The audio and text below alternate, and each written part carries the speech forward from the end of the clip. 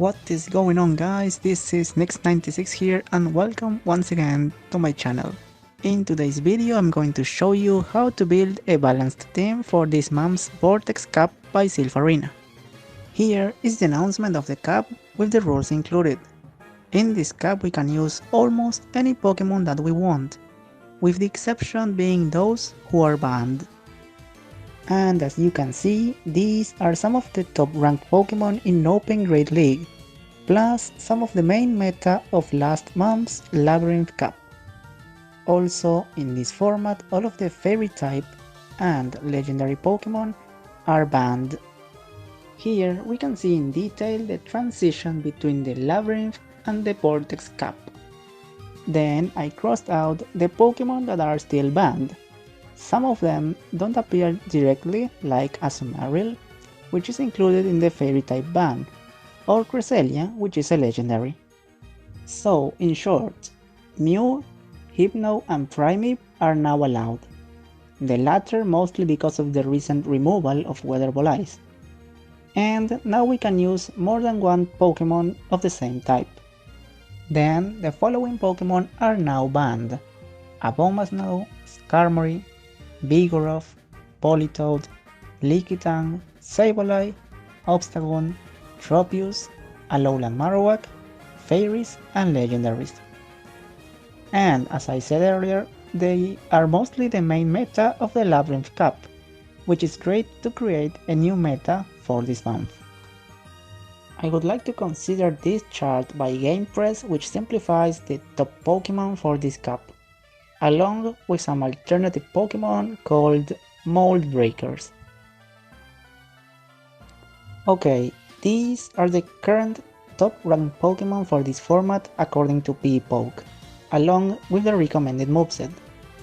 I will also consider this when we build our team, as these Pokemon seem to have the best results in this format.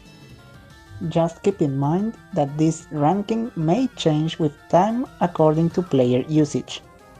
Also, for the first time ever, I made my own chart with what I felt was the current meta. I think it complements the rest of them. What I did was create some roles by type.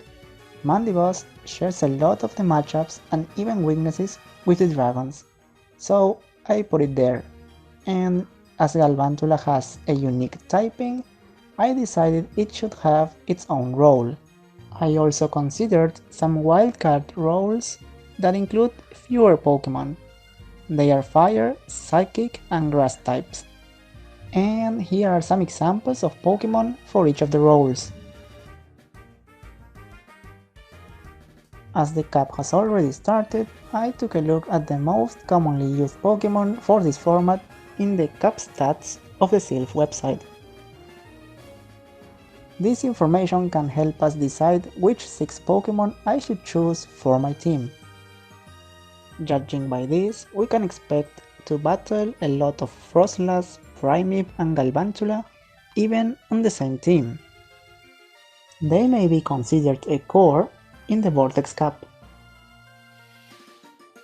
So in my opinion, a good balanced team should bring these 6 roles. A Generalist, which has quite good results against most of the Pokemon allowed in this cup. It could be a Galvantula, Mandibuzz or a Dragon type like Sbylos or Dragonair.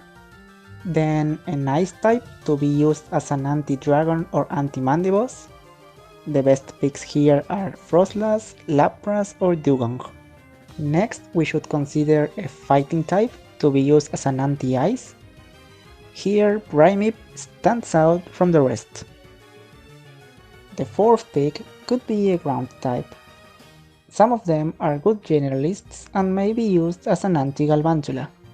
Whiscash and Diggersby are the best choices.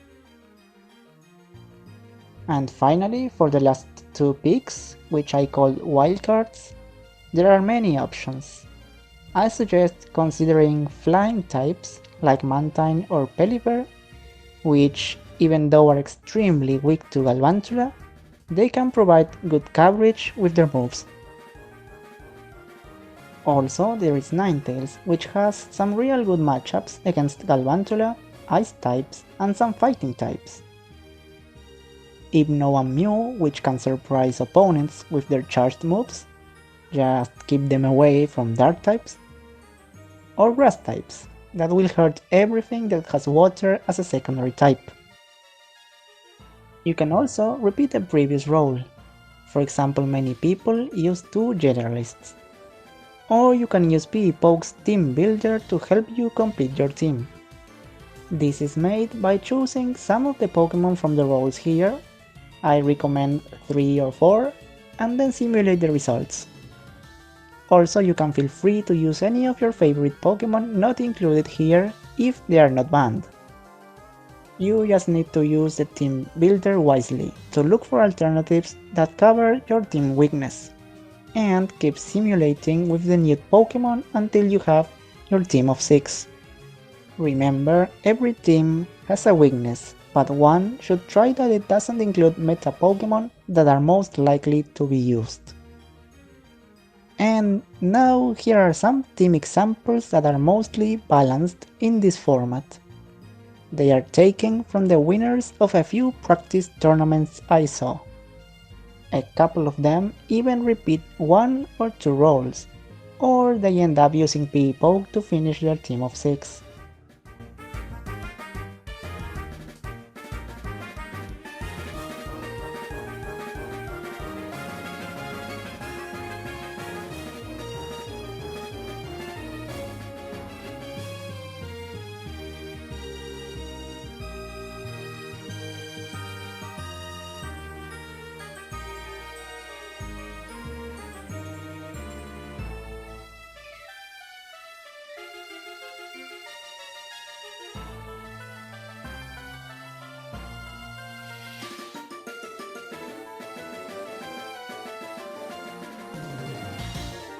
I hope this chart is helpful to all of you.